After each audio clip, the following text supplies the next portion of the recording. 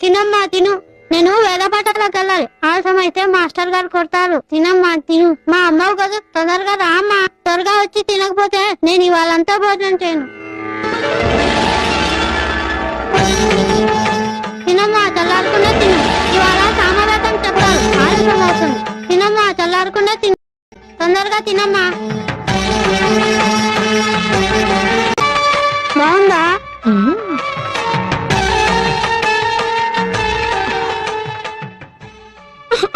పొలమారిందా? శివుడు తలుచుకొని ఉంటాడు. నేను దిష్టి తీస్తాను.